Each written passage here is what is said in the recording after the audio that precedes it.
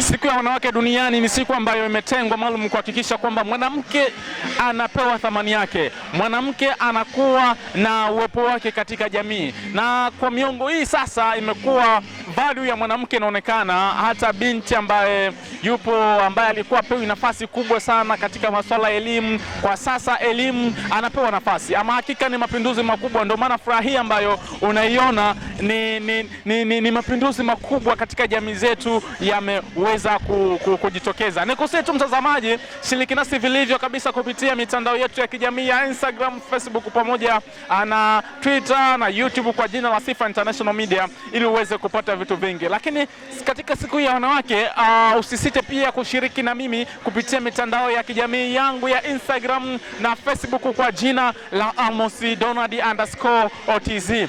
Kama ilivyo ada, sisi hatusemi sana mtazamaji, acha tuzungumze na kina mama ambao wamehudhuria katika maadhimisho haya ili tuweze kusikia wanajisikiaje siku ya leo ikiwa ni maadhimisho ya siku ya wanawake. Mtizamo, kwa miaka kadhaa iliyopita nyuma, mwanamke alikuwa pewi nafasi katika jamii, katika kazi, katika utendaji wa majukumu mbalimbali. Kwa tathmini yako, kwa sasa mwanamke yupo katika nafasi gani? Wanawake nafikiri tuko 50 kwa 50. Unaamini kwamba sasa hivi mapinduzi, haki inatendeka katika jamii? Kabisa. Wito kwa ujumla kwa serikali na jamii zetu zote za Tanzania? Tumwamini mama. Mama ni kila kitu. Pia tuna Mama Samia, tunaweza tukajivunia. Kwa Ilemela kuna Mama Angelina. Kitu cha mwisho ambacho ungetamani kukisemea kwa kina mama ambacho unakiona ni kipi ambacho unahitaji kiongezeke zaidi kumpa nafasi mwanamke katika utendaji wake? Mimi nachoona tunachotakiwa kuongeza spidi na kasi ni maendeleo na kujituma, sio kujirudisha nyuma. Kwamba mimi ni mama siwezi mpaka baba afanye. Hapana, hata sisi tunasimama tunafanya. Asante sana. Asante. Asante. Mtazamaji wa Star TV na Star Region, leo ni siku ya wanawake na tunachokifanya hapa ni kujaribu kuzungumza na kusikia mawazo na maoni yao ni kinamna gani siku hii ya wanawake imefanyika, siku hii ya wanawake wamefurahia kwa wakiwa katika hali gani, na hii ni siku ya wanawake duniani. Ama hakika Tanzania imeadhimishwa vilivyo kabisa. Hapa Mwanza kunako uwanja wa Furahisha tumeweza kuzungumza na kina mama na bado tunaendelea kuona ni namna gani tuzungumze nao, wanafanya nini katika jamii, uboreshaji katika kazi, serikali imewaamini. Tunaye makamu wa rais ambaye anaonyesha kabisa kwamba namna gani mwanamke ana nguvu, ana nafasi, ana uwezo wa kufanya vitu vikubwa. Lakini tunao watendaji wakubwa tu wa serikali ambao tunawatizama kama kioo, tunawatizama kama ndio chachu ya maendeleo, ndio inayoonyesha kwamba mwanamke akipewa nafasi ana uwezo wa kufanya kitu kikubwa zaidi. Leo ni siku ya wanawake duniani na kwa Tanzania nzima wanaadhimisha katika maeneo mbalimbali, na hapa Mwanza tuko hapa katika uwanja wa Furahisha. Unajisikiaje kuungana na mwanamke kusherehekea siku hii, japokuwa wewe ni mwanaume lakini umekuja kuona namna gani unawasupport? Unajisikiaje siku leo? Najisikia jambo zuri kwa sababu ni wazazi na ni ndugu zetu na ni wadogo zetu, na vile vile nalihusisha kwamba jamii yote iendelee kuliangalia kwa jicho tatu, iwe serikali iwe jamii na mambo mengine kadhalika, hasa ukeketaji na vitu vingine vishie hapo, viendelee vitu vingine vizuri zaidi kama siku ya leo hivi. Ina maana mwanamke amekuwa ni chachu ya maendeleo katika nchi na taifa na dunia kiujumla. Sasa imekuwa ni support kubwa kwa wanawake na nashukuru siku ya leo kama hivi, ndio maana nimekuja kuangalia siku ya leo kwa sababu ni wanawake na wazazi wetu. Sisi tutaenda ku inspire kama wanawake, tutawaheshimu kama mama zetu, kama ndugu zetu, kama wadogo zetu, tutaenda kusimama na kupambana na kufanya harakati zingine za maendeleo. Na nikusitu mtazamaji wa Star TV na Star Region, karibu uweze kufurahia kila ambacho tunakishuhudia. Tunazungumza na kina mama ili kusudi kuweza kujua namna gani kipindi hiki kinaendeka. Ngoja nizungumze na baadhi ya kina dada hapa ambao pia nao hawajataka kuachwa nyuma. Unaitwa nani? Ni Emmanuel. Nani? Kale ni Emmanuel. Unajisikiaje kuja kuungana na kina mama kufurahia kusherehekea siku ya wanawake? Ninajisikia amani kwa sababu na pia wanawake wanakumbukwa. Miaka ya nyuma mwanamke alikuwa pewi nafasi sana kwenye utendaji kazi ama nafasi katika shule, masomo ama katika makampuni ama serikali kuaminiwa. Sasa hivi pana uaminifu mkubwa, mwanamke anaaminika sana. Tunaye Mama Samia ambaye ni makamu wa rais. Unaonaje usawa wa wanawake? Upo? Upo 50. 50. Unajisikiaje siku ya leo? Najisikia amani kweli, raha tu. Wito kwa mabinti na wadada wengine ambao nao pia wanatamani kufanya vikubwa zaidi kama Mama Samia alivyo sasa ni yupi? Ni kwamba wasifiche talents zao nyuma eti kuogopa kwamba wanaume tu ndo wanaweza katangulia mbele, na wasisubiri kuinspire eti kwamba nyoyo na mashirika, hata wao pia wanajiweza, wakianza kivyao. Inabidi tu waanze na walichonacho, wanaweza fika mbali. Unajivunia nini kama mwanamke? Najivunia kila kitu. Ukitizama miaka ya nyuma, miaka kadhaa imepita, mwanamke alikuwa haaminiwi sana, lakini sasa hivi kumekuwa na mapinduzi makubwa. Furaha yako na wito wako kwa ujumla, kipi kizidi kuongezeka ili kusudi mzidi kuimarika zaidi? Wanawake wazidi kupewa nafasi. Wazidi kupewa nafasi shuleni, kwenye uongozi, kwenye kila kitu, kwenye biashara. Wazidi kupewa nafasi kwa sababu wameshaonyesha wanaweza. Kuna changamoto gani ambazo umekumbana nazo kama mwanamke kabla na mpaka mkaanzisha taasisi hii? Jamii bado ni ngumu kuelewa kwamba mwanamke naye anaweza kufanya kazi mbalimbali, kujikwamua kiuchumi. Kwa hiyo jamii bado inaturudisha nyuma kama wasichana, kama wanawake, katika kutusapoti, kutupa fursa mbalimbali, nafasi za uongozi. Kwa hiyo hamasa yangu, jamii iweze kubadilika, iweze kutoa fursa mbalimbali kwa wanawake na wasichana, ili tuweze kupata nafasi za juu za uongozi na kujisimamia, ili tuweze kufanikiwa kiuchumi pia. Ama hakika nguvu ya mwanamke inaonekana, na kwa kile ambacho kinafanyika ni kikubwa sana. Niwapongeza kwa kusherehekea siku yenu leo, siku ya wanawake duniani. Asante sana na Mtazamaji wa Star TV na Star Region, leo ni siku ya wanawake na kazi kubwa tunayoifanya hapa ni kubonga nao, kuzungumza nao. Wanajisikiaje siku ya leo, lakini pia ni kinamna gani wanajishughulisha kuhakikisha kwamba wanamuokoa mwanamke ambaye yupo chini, wanambeba binti ambaye yuko chini kuweza kumnyanyua. Habari za saizi? Salama tu. Kwa majina naitwa Emelda Ngasa, ni meneja vijana kutoka shirika la HP Tanzania.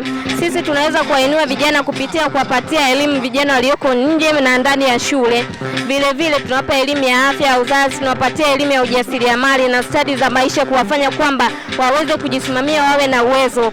Kwa siku ya leo tulikuwa na vijana kutoka Bugogo ambao ni vijana taifa la leo, ni zao kutoka HP, walikuwa wamekuja hapa kuonesha vitenge na nguo zao wanazoshona. Kwa hiyo tunawafanya kwamba wasichana wasimame kupitia ujasiriamali kwa kuwapatia cherehani zile ambazo zimeweza kuwasaidia na kuwafanya wasichana wanaonekana katika jamii yao ni kitu gani wanakifanya. Kwa hiyo wao ni kama chachu ya maendeleo, kuwafanya wasichana wengine walioko Igombe wakubali kufanya kazi, wakubali wanapokuwa wameitwa na mashirika kupata fursa kama hizi, wazitumie, wasikae tu nyumbani. Wale ni vijana wa kike ambao ni wamama wenye watoto, wana familia zao, wengine wameolewa, wengine hawajaolewa. Kwa hiyo sisi tunawainua wote, awe ameolewa, hajaolewa, yuko nyumbani, yuko shuleni, wote tunafanya nao kazi.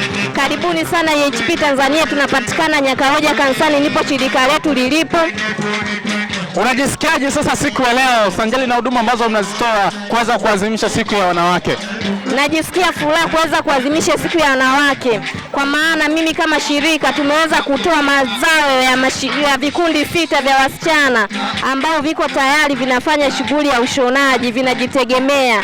Kuna wengine wanaitwa vijana amka ambao wako Busweru, tuna wasichana wanaitwa Jitambwe Dadas wako Ilemela, kuna wengine wako Buongwa na kuna wengine wako Igogo. Kwa hiyo tunajivunia kuona kwamba kama shirika tumetoa vikundi 6 vya wasichana ambao wanafanya kazi za kujiingizia kipato. Kwa hiyo tunaona kwamba siku ya wanawake duniani tumeitendea haki.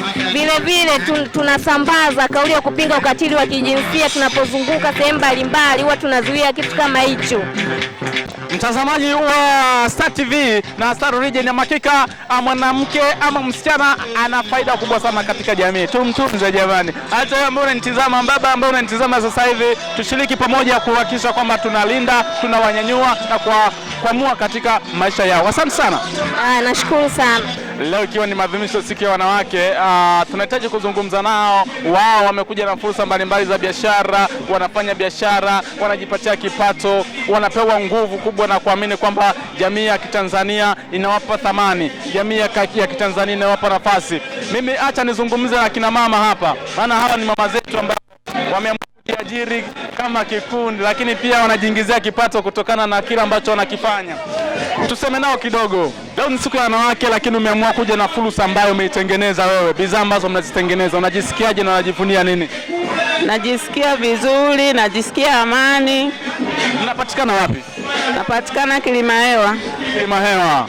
Muda mrefu mnatengeneza bidhaa hizi? Ndio. Inaweza kuwa mtazamaji ambaye anakutizama anaweza akatamani kupata japo lita 5 hii ya sabuni. Right, ni sabuni eh? Ni sabuni eh? Sawa, anaweza kupata kwa mfumo gani? Kwa namna gani? Kuna namba za simu na vipeperushi tunavyo. Kwa hiyo hata sisi tutapata kipeperushi, sio? Natamani pia nipate namba zenu ili kusudi siku moja niwatembelee pale sehemu mnaofanyia kazi. Pia tujue mnafanyaje na ni biashara zenu, sawa? Tutengeneze masoko makubwa. Mwisho wa siku hizi ndizo vitu vitakavyomkwamua mwanamke na kuboresha maisha yake. Wito wa mwisho kwa Watanzania wote. Ndio, nawahimiza wajishughulishe, wasibweteke. Ase, mtazamaji, hakikisha kwamba mwanamke uliyekaa nyumbani usibweteke. Jishughulishe. Naongea na kina mama hapa. Wanatengeneza sabuni hapa. Natamani mimi niondoke na sabuni hapa, lakini nitakutana nao kwenye sehemu yao ya kazi. Mtazamaji wa Star TV na Star Region, unajua unapofika katika maonyesho, leo ni siku ya wanawake. Acha na mimi niwaunge mkono wanawake. Unajua japo na mimi nikajaribu kutumia majani haya yana radha gani. Sasa hii ndio la ya kufika hapa. Leo ni siku ya wanawake. Acha na mimi niwaunge mkono akina mama kujikwamua katika maisha. Mungu abariki sana. Ipo siku tutafika kwenye sehemu ya kazi tuzungumza zaidi, tuone namna gani mnafanya kazi. Haya, hamna shida, utatukuta. Asante sana. Bana acha tuzungumze nao kadha wa kadha. Sasa mimi napita mpaka kwenye vile vitu vya vizuri sana hivi. Hivi hapa naweza nikatoka na shati eh? So nani? Naitwa Idaya Hamrani. Wanawake, lakini pia sanjari na kwamba ni siku ya wanawake, mmekuja kuonyesha fursa ambazo mnazifanya, kuonyesha kwamba mwanamke hakai tu, ana vitu vingi ambavyo anavifanya. Unajisikiaje siku ya leo kuadhimisha mkiwa hapa? Tumeona kwamba tuadhimishe, tumefurahia sana kujumuika na wanawake wenzetu, kuonyesha kwamba tunaunga vile juhudi za Mheshimiwa Rais Magufuli, na sisi kama wanawake tunaonyesha kwamba tunaweza katika nafasi ya kutafuta vipato kwa ajili ya kutunza familia zetu. Tunaweza tukajiunga na mabinti tukafanya kazi nzuri kama hivi unavyoona. Tunatengeneza batiki, tunatengeneza vimikoba vidogo vya kuweka simu na tunatengeneza vitu kama cheni, wanawake waweze kupendeza. Tunaona mwanamke aendelee kupendeza katika tofauti, na tunatengeneza kama vya nywele, kofia. Hizi ni kofia za nywele, kama hujasuka unaweza ukafunika. Kwa hiyo tunatengeneza vitu kama hivyo unavyoona, na tunatengeneza mabegi ya shule mazuri ambayo hayawezi kuharibika kwa wepesi. Sawa. Anaweza kutumia muda mrefu, mzazi akafurahia kwa muda wake. Ni muda gani ambao mnatumia kutengeneza bidhaa zote hizi? Hizi bidhaa nadhani zimetengenezwa ndani ya wiki moja tu tumemaliza. Wiki moja? Ndio. Sawa. Kuna watu ambao wanawatizama sasa hivi na wao wanatamani kujifunza namna gani bidhaa hizi mnazitengeneza. Anaweza akapata kitu kutoka kwenu na anaweza akapata kwa mfumo gani? Tunapatikana, tuko pale Mkolani. Ukitutafuta unatupata, na ukishatupata sisi tuko kikundi kinaitwa Toyambe. Kwa hiyo tunaweza tukakaribisha watu, tuna mkakati wa kufundisha, kuwa na darasa la kufundisha mabinti na wanawake ili waweze kujifunza zaidi kwa ajili ya kujikwamua katika mahitaji yao. Ama hakika hii ndo Tuyambe, kikundi cha Tuyambe. Ama hakika sogeni hapa hivi, yani mmependeza balaa. Nataka kujua uwezo huu wa kudesign haya mashati ni uwezo mnafanya ninyi katika kikundi? Ndio, tunafanya. Mlijifunza kwa muda gani? Tuna miaka kama 5 hivi. Miaka 5? Kikundi kina miaka kama 5. Natamani kufika mnapofanyia kazi. Na nataka kujua hizi shati ambazo mnazitengeneza, mnatumia vipimo maalum ama mnajaribu kukadiria kwa ukubwa tofauti? Tunatumia, yani tunatengeneza ukubwa tofauti. Na shati kama hii inaweza kuchukuliwa kwa bei gani? 20,000. 20,000. Kwa mimi nikitaka mnipe ofa ya leo siwezi kupata? Umechelewa. Mtazamaji wa Star TV na Star Region, tunazungumza na kina mama ambao ni wajasiriamali, wameamua kujiajiri, wameamua kusema kwamba hatuwezi kukaa nyumbani, lazima tuboreshe maisha yetu kwa nguvu na jitihada tulizonazo. Ni kikundi cha Tuyambe na mimi naahidi nitakutana na Tuyambe siku moja. Begi kama hili linakuwa linauzwa bei gani? Ninaenda kwa 25,000. 25,000. Bado mnalitengeneza kwa muda gani? Masaa tu. Masaa tu. Ama hakika mwanamke apewe nini? Kwa nguvu hizi ambazo zinafanyika makweli sasa hivi anapewa nafasi. Kitu cha mwisho ambacho mngependa kuzungumza, labda wito kwa jamii nzima? Tulihitaji tupate hata sapoti kwa ajili ya kupata mtaji zaidi ili ofisi iweze kuonekana kwamba ina kitu ambacho kiko vizuri, lakini tulitamani vile vile kuunganisha watu wa mkoa wa Mwanza na Tanzania kwa ujumla tuweze kupata nafasi ya kufundisha ili tuweze kufundisha kazi za mikono za ujasiriamali kama unavyoona hivi hapa mezani. Sasa mimi nawapa nafasi moja, sijui kama mwenyekiti yuko wapi?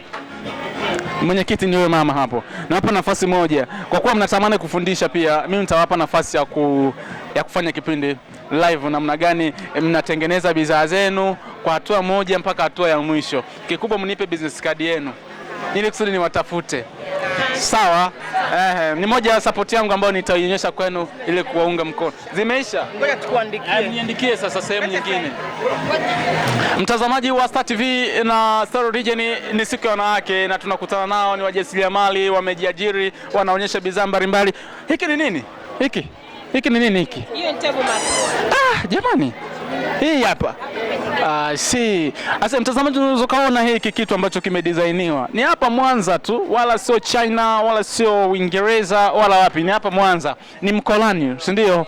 Wanatengeneza vitu kama hivi. Na ukiweka katika meza yako vitapendeza, vitang'aa, yani ni kitu ambacho ni kizuri sana. Na tutazungumza mengi siku nikifika hapo kuwatembeleeni. Ya meza kubwa. Wow. Ukishika hii ndio unaweka juu ya hotpot. Okay, sawa. Pia vinakuwa msahani. Okay, sawa. Inapendeza kabisa. Inauzwa bei gani? Hiyo na 1,500,000. 1,500,000. Sawa. Mniandikie namba ili kusudi nikija kukutana hapo tutazungumza na tutaweza kuona mnafanyaje kazi kwa uzuri zaidi. Habari ya saizi? Salama. Unaitwa nani? Naitwa Christina Chacha. Sawa, Christina, leo ni siku ya wanawake, lakini tunaona namna gani mwanamke anapewa nafasi katika jamii. Unajisikiaje kuadhimisha siku ya leo hapa viwanja vya Furahisha? Kiuhalisia tunajisikia vizuri sana kuadhimisha siku ya leo, na pia tumepata fursa mbalimbali za kukutana na wateja wapya ambao sisi hatukuwa nao hapo mwanzo, lakini kwa leo tumeweza kupata wateja ambao ni wapya na tunahisi kwamba watakuwa wateja ambao ni wa kudumu kwetu. Ni aina gani ya biashara ambazo mnazifanya? Kiuhalisia mimi nafanya biashara ambayo ni ya wine. Na sindika wine za rosella, wine ya zabibu, pamoja pia na wine ya pineapple wine ambayo ni nanasi. Lakini pia sisi tunauza na kusambaza dagaa wa Mwanza kwa jumla na rejareja kwa mikoa tofauti. Ukiwepo Dar es Salaam, kila sehemu sisi tunatuma kwa bei ambayo yani kwa bei ambayo ni nzuri, pia kwa uaminifu ambao ni wa hali ya juu. Tunafahamu kwamba mwanamke ni moja ya mtu ambaye anatia chachu katika maendeleo ya jamii. Changamoto gani ambazo ninyi mnakumbana nazo katika biashara? Changamoto kiuhalisia hamna biashara ambayo haina changamoto, lakini kikubwa zaidi ambacho sisi tunachokumbana nacho ni kwamba kiuhalisia wengi wanasema kwamba huyu bado ni mdogo sana kwa kwenye biashara. Saa nyingine mpaka wanasema hii biashara yako labda haina ubora, na wakati sisi ambao tumetengeneza na ubora ambao ni mzuri na uko vizuri kabisa, maana mpaka viwango vingine tumeshapita kwenye TBS, TFDA, huko kote tushapita. Kwa hiyo changamoto ni hizo kwamba mtu hathamini bidhaa ya kwao. Hicho ndio ambacho kikubwa. Leo ni siku ya wanawake, lakini ni siku ambayo mwanamke anapatia fursa ya kuendesha maisha yake na kuboresha biashara yake. Mambo vipi? Poa. So nani? Naitwa Lilian Boniface. Tuambie, siku ya wanawake na biashara, kwako wewe unajisikiaje? Leo ni siku ya wanawake kimsingi, lakini pia ni fursa ya kufanya biashara kwa mwanamke. Unajisikiaje siku ya leo? Siku ya leo najisikia poa sana kwa sababu nimeweza kuuza bidhaa zangu na nimeweza kujipatia kipato ambacho kitakidhi mahitaji yangu. Kwa hiyo nimenipa fursa ya kujuana na wateja wengine wapya. Nimeweza kuuzia watu mbalimbali na waheshimiwa wakubwa. Kwa hiyo ni siku ambayo najisikia raha sana kwa sababu nimeweza kukutana na wanawake wenzangu ambao ni wakubwa zaidi kutoka kwangu na ambao wana biashara kubwa zaidi kuzidi ya kwangu. Kwa hiyo nimejifunza pia kupitia wao na wao wamepata kitu kwangu. Kwa hiyo ni siku ambayo ninafurahi sana. Nimeshukuru sana kwa sababu nimeweza kuhudhuria maonyesho haya. Mtazamaji wa Star TV na Star Region, sanjali na kwamba ni siku ya wanawake, biashara zinafanyika. Hivyo kumbe mwanamke, chukua fursa, tumia fursa ambayo unaipata wakati huo. Leo ni siku ya wanawake, acha tuzungumze nao kinamna gani wanafanya kazi zao.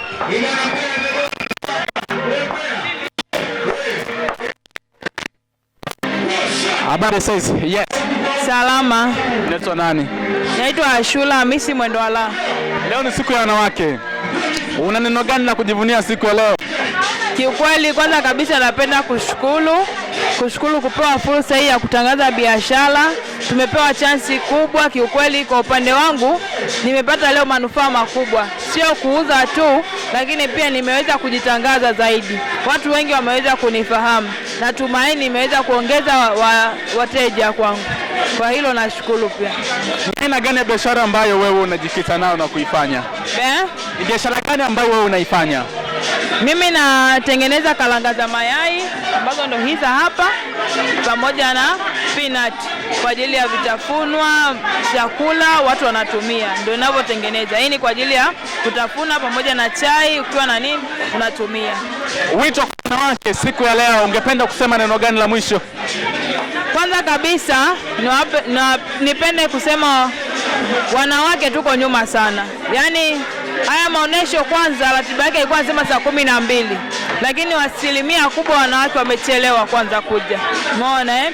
Kwa hiyo wanawake kwanza inabidi tujitathmini, tufanye nini, tufanyiwe nini, tusiwe tunalalamika tu tukufanyiwa.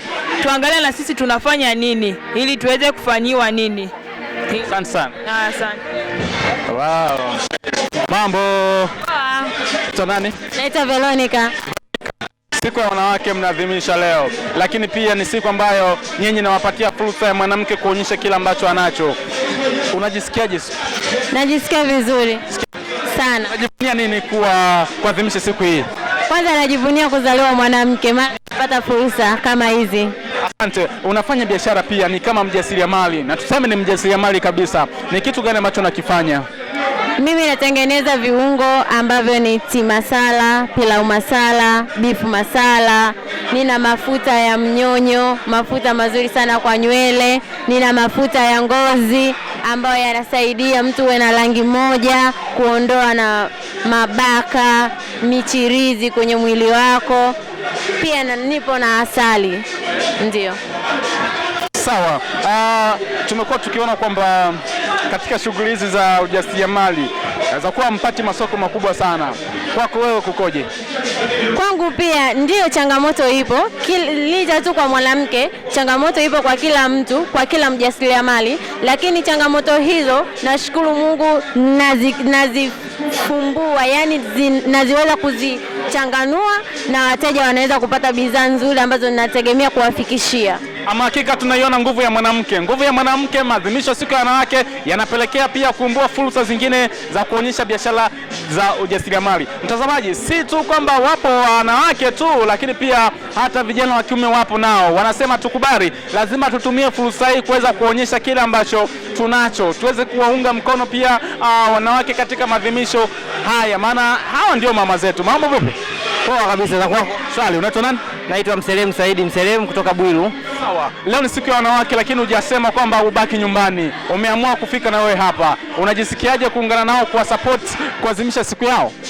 Kwa upande wangu mimi najisikia faraja sana, kwa sababu mimi na imani kwamba palipo mwanamke, mwanaume ana ujasiri pia ndani yake. Sawa. Sanjali na kuwepo hapa, kuna fursa nyingi tunaona, kuna biashara za wajasiriamali ambao wanazifanya hapa. Kwa wewe una moja biashara ambayo umeileta hapa? Kwa upande wangu mimi na biashara mbili. Biashara ya kwanza ninasafisha taa za magari kwa kutumia mashine, tunaita car light cleaner.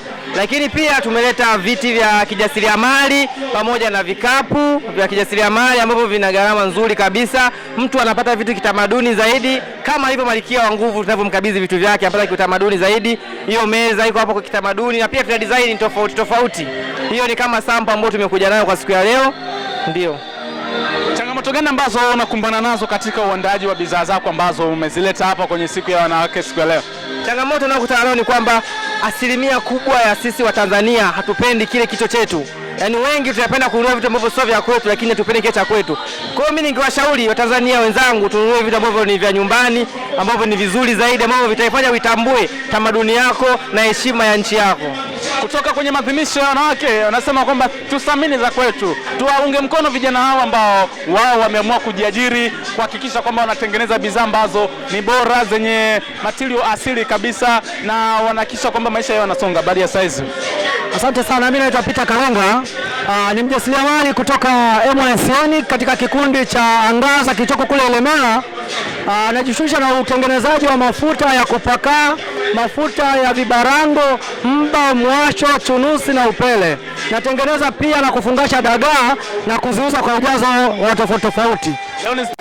Leo ni siku ya wanawake, haujabaki nyuma, umeamua kuwaunga mkono na kusema kwamba mnakuja kuwasapoti. Sengeni na kwamba una fursa ya kuuza bidhaa yako na kutafuta soko, hujakaa nyuma. Una neno gani la kuambia akina mama?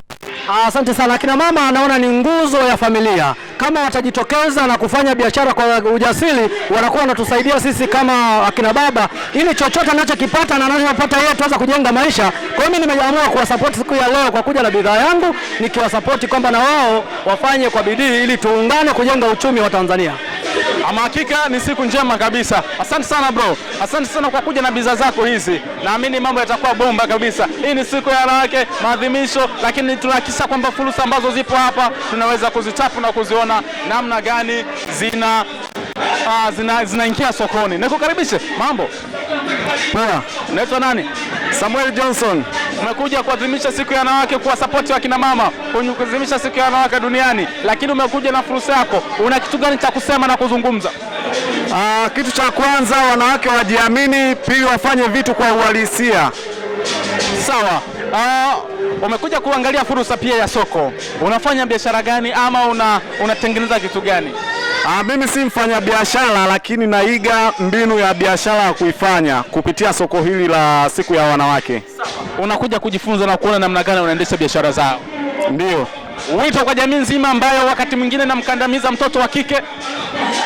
Jamii cha kwanza ifanye mambo kwa kujiamini kama biashara, ama kuunda miundombinu inayofanya biashara kwa uhalisia inayotoka bidhaa katika nchi ya Tanzania, na si kusapoti biashara zinazotoka nje. Kufanya hivyo tutakuza soko la uchumi wa Tanzania. Asante sana mzee. Mimi nakuja kwenye sehemu ambazo mtazamaji wa Star TV na Star Region siku ya leo tunajaribu kutizama namna gani wanafanya kazi zao, lakini akina mama, mwanamke anapewa nafasi kwa kiwango gani?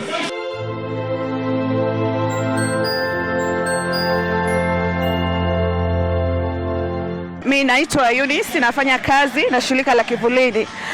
Nikiwa kama mwanamke, siku hii ya leo ni siku muhimu sana kwetu sisi kama wanawake, kwa sababu inatupa nafasi ya kutafakari ni namna gani wanawake tunaweza kupiga hatua kwenye mambo mbalimbali yakiwemo ya kiuchumi, kisiasa na kijamii kwa ujumla. Kwa hiyo ni wakati ambao sasa wanawake tunaunganisha nguvu za pamoja na kusimamia haki zetu sisi kama wanawake, lakini pia kuendelea kunyanyuana kwenye masuala mbalimbali. Lakini pia tukija kuangalia kwenye swala zima la haki za wanawake, kumekuwa na jitihada mbalimbali ambazo zimekuwa zikifanyika. Jitihada zimefanyika na serikali, lakini pia mashirika yasiyokuwa ya kiserikali yamekuwa yakiendelea kutoa elimu ya masuala mazima ya haki za wanawake. Lakini tumeona pia serikali imekuja na mpango kazi wa kitaifa wa kutokomeza ukatili dhidi ya wanawake na watoto, ambao sasa unaendelea kumsimamia mwanamke na masuala mazima ya ukatili, kwani ina lengo la kupunguza ukatili kwa asilimia kubwa sana, na hii sasa inawafanya wanawake waendelee kujiona wakiwa salama. Lakini pia tuna katiba ambayo pia ipo na inaendelea kusimamia vile vile masuala mazima ya haki za wanawake. Tumeona katika ibara ya 12 na mpaka ibara ya 24 ni ibara ambazo zinazungumzia haki za binadamu, na tunapoangalia swala zima la haki za binadamu ndipo na haki za wanawake zinakuwa ziko mle mle. Lakini pia serikali imesaini mikataba mbalimbali ya kimataifa, ikiwa mkataba wa kuondoa aina zote za unyanyasaji na ubaguzi dhidi ya wanawake. Kwa hiyo bado tunaona kama wanawake bado tuna nafasi, pamoja na kwamba kuna changamoto mbalimbali ambazo bado tunakumbana nazo, lakini tunaona kwa kweli kwa namna moja ama nyingine tumepiga hatua kwa kiasi kikubwa sana. Ndio. Tumetizama kwamba katika nyanja za uongozi kumekuwa na nafasi kubwa mwanamke amepewa nafasi kubwa sana. Ni kipi ambacho ungetamani tena kifanyike ili kumuinua zaidi mwanamke? Tunaona katika nyanja za uongozi kweli serikali inajitahidi kuwapa nafasi mbalimbali wanawake ili waweze kwenda kutusemea, lakini tunaona kuna jitihada bado za ziada ambazo tunahitaji tuzifanye ili tuweze kupata viongozi hawa katika ngazi ya chini mpaka kufika katika ngazi za wizara mbalimbali. Tunaona katika serikali za mitaa bado kuna nafasi ndogo sana za wanawake wanaojitokeza kugombea, na hii inatokana tu na mifumo dume na mila na desturi ambazo watu wanafikiri kwamba wanawake hawawezi. Kwa hiyo ni rai yetu sisi kama wanawake basi kwa jamii nzima, pale mwanamke anapojitokeza kugombea nafasi mbalimbali ya uongozi, basi wamshike mkono, wamuunge mkono ili mwisho wa siku waweze kusimama na wasimuone kama ni mtu ambaye labda amekengeuka ndio maana anagombea hiyo nafasi. Lakini pia wanaume watushike mikono, wawe na sisi kwenye hatua mbalimbali ambazo tunakuwa tunajitokeza kugombea nafasi mbalimbali za uongozi. Nafikiri tukifanya hivyo pia itatusaidia sana kuweza kufikia hatua ambayo tunaitaka. Lakini taasisi mbalimbali pia tuone ni namna gani zinaweka mifumo na sera ambazo zinaweza kuendelea kuwanyanyua wanawake.